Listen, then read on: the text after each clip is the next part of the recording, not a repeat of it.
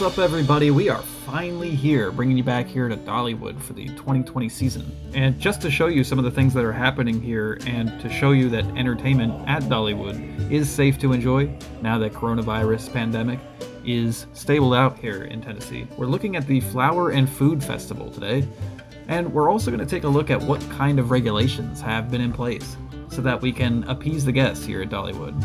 At all of the tram stops, there are several parking lots and several tram stops, but at all of the tram stops, they're going to be temperature screening to make sure that if you or if anybody in your party has a temperature of over 100.4, everybody in your party is going to be asked to leave, because then you might have been able to pick up on it if they have COVID-19. And they'll be sure to give out any passes to the entire party to accommodate. And we're going to show you some more of some of the steps they're taking today and what the experience is going to be like here on the very first day for season pass holders only, here on a Monday, the 15th of June. So let's go check it out.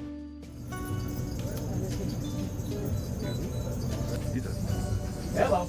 So in order to prove that you answered 4 questions correctly, and that you passed your temperature screening, they'll give you the wristband, and you just have to have that on when you come through the front gate and throughout the rest of the day.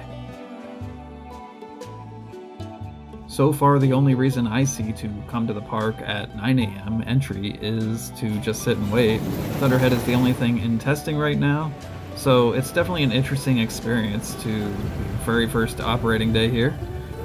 It's starting to get really hot out here, so I had to take off the hoodie, but I'll tell you what, we had a 10 o'clock rope drop, Thunderhead just opened, every other row is open, so we're going to see how people are being socially distant, even on a roller coaster. So I'm hanging out here in a mask-free zone, and I just got off of Mystery Mine, and I also just got off of Dragonflyer. So a couple of things to note, what to expect when you're getting on these rides. First of all the lines are socially distant. For Mystery Mine specifically, they didn't allow you to get off the ride early. You actually had to wait to get off the ride until the car came up to the entrance stall. So one thing to note that you need to put hand sanitizer on.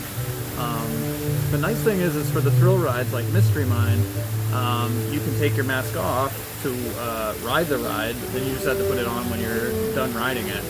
Still have to have the hand sanitizer before you enter the ride vehicle. The main reason I'm taking a break here in the mask-free zone over here is because they just announced over the PA system that there are thunderstorms in the area, so all elevated rides are currently down at the moment, and we're just pending further information. Sitting here in the mask-free zone, we're about to take some shelter, but unfortunately it looks like the storm is about to approach. That was the risk that we knew we were getting into when we came here today.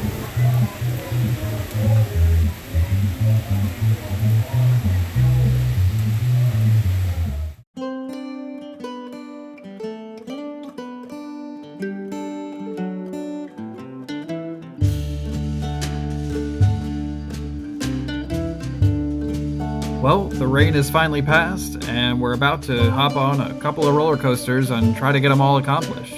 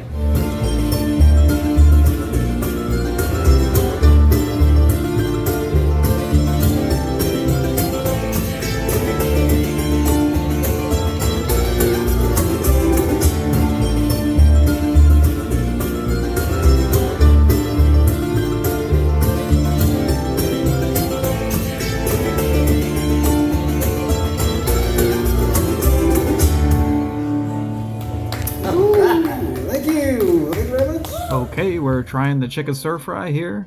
Ooh, that's really good. Wow, the chicken's like really tender. It's pretty good. Could probably use a little bit more seasoning, but it's like tasty, but it's not like not the best thing ever. Yeah, it needs to be over rice or like in a tortilla, but it's very good. I would give it a 7 for effort. Okay, so we're here with the chili lime strip steak. This is a $7.99. Let's see what it tastes like. Wow, that seasoning is really good. The steak is like a little tough, but that's okay because it's expected. It's also like over like this, some kind of salad, tomato. Oh, I don't know what that is. I think that's like blue cheese. Definitely taste some blue cheese. Crumbles, at least. Yeah, that might be feta. Ooh, it's really good. I like going back between hot and cold. It's definitely an entree centered around the steak. And I got a good helping. I give it a 9 for flavor. This shocked me.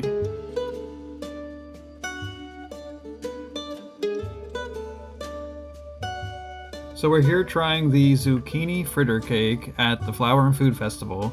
Let's see how it is. It's funny, I actually just got to like a large clump of some of the sauce and I realized that it's actually pretty spicy. So I'm not really sure what kind of sauce this is, but it's definitely some kind of like citrusy apple sauce, and then there's like maybe cinnamon, but there is something in there that's not cinnamon that's also making it spicy. So my first impression is that it's a little dry. It could use a little bit more of the sauce. Now that I get to like the middle of the cake, it's like a lot better. But like the edges, like the outer edge is like really crispy and hard to get any flavor other than breading. So if I was gonna give this a 10-star rating, it was good for something new to try. I'd probably give it like a 7. This is the gyro, whatever you want to pronounce it. I'm not judging you. This is like just one flat pita with the toppings on it. I'm not sure that that's the traditional way to serve that, but this is an interesting presentation. I'm gonna need to 180 this, sort of like make it like a little burrito. Wow, I can't imagine somebody trying to eat it the way it was presented. Yeah, I asked for extra sauce, by the way. That's fine. I'm okay with that. It's better to have extra sauce that you wipe off or dip. I would give this like an 8 out of 10. I think I would have given it more points if the bread wasn't so dry. The pork tastes like it came from like straight out of a brick oven type of situation. The pineapple salsa, I like everything that's in it. Everything's very tasty. And the Hawaiian roll is literally just a Hawaiian roll that came out of a Hawaiian roll bag, which is okay. I'm okay with that because they're really good.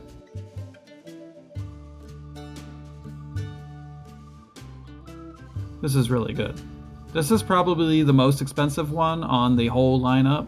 This one's like $7.99, but with the season pass it's like $7.04. So it's not terrible. So everything together just makes this a really good sandwich. I give it a 10 out of 10. I would definitely, if I was coming back here a lot during this festival, I would probably get this every day if it was available. So we're about to have a chocolate dipped coconut macaroon. So we're gonna give this a shot. Oh, it's harder than I thought. It's hard. And I don't really like coconut that much, but this is like really good. This is like the consistency of like a Rice Krispie treat, but like with a slight coconut flavor. But like it is real coconut. The chocolate kind of like pulls apart like a piece of caramel. I wish that there was like more chocolate, but I will say that if you looked at the picture, it didn't come with this much coconut on the picture. I'll give it like 8 out of 10 for all those reasons.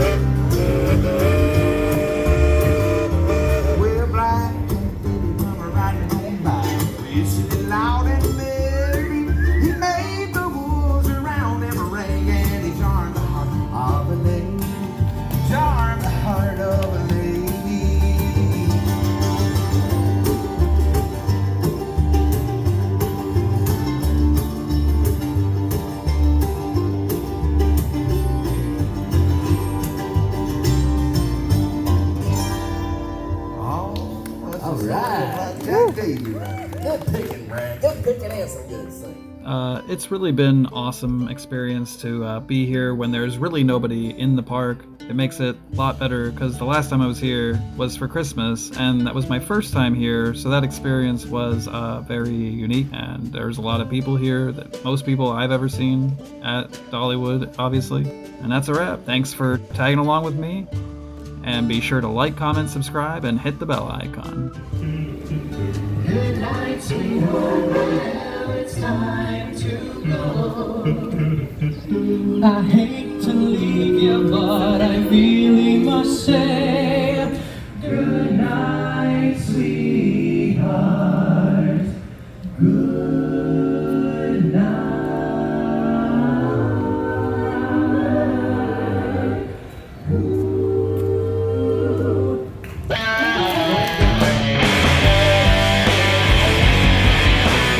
Oh my god, it wasn't filming that whole time. Well, we'll film it again. Okay, so I already had this, so you didn't get my reaction, so I'll just pretend.